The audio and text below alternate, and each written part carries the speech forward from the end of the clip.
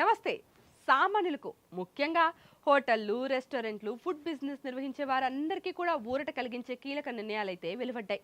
July 1 నుంచి commercial LPG cylinder ధరలు భారీగా తగ్గగా, మరోవైపు నయారా ఎనర్జీ కూడా పెట్రోల్, డీజిల్ ధరలను తగ్గించింది. ఇక ఈ నిర్ణయాల వెనుక అసలు కారణాలేంటి?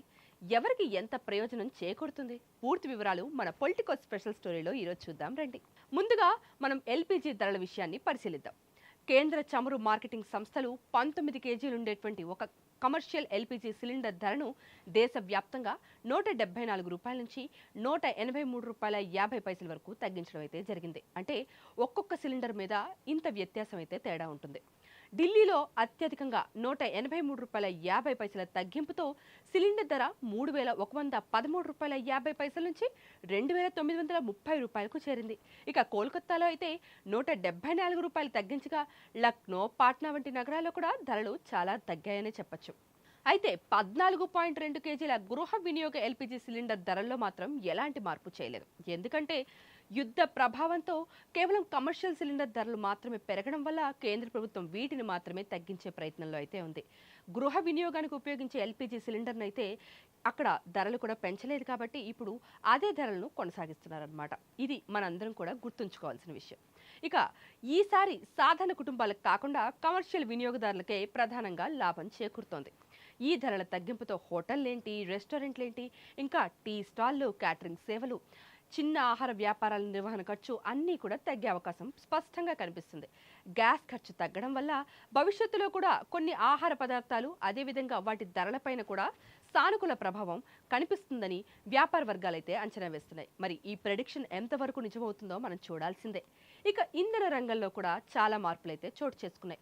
మెయిన్గా చాలా కీలక పరిణామాలు కూడా చోటు చేసుకున్నాయని చెప్పొచ్చు.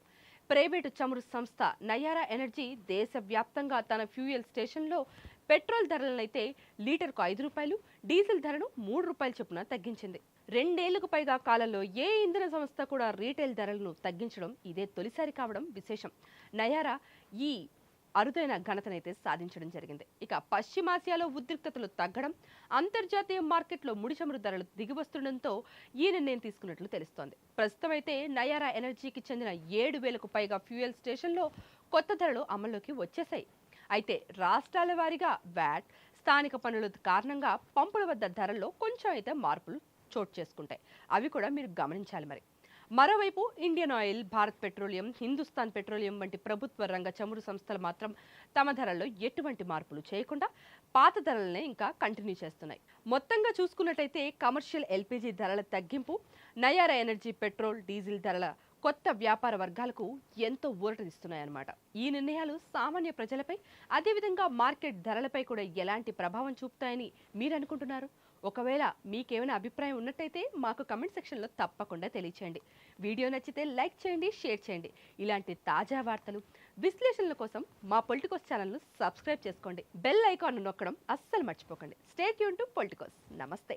Please subscribe to the channel and download the Politicos app from the links in the description.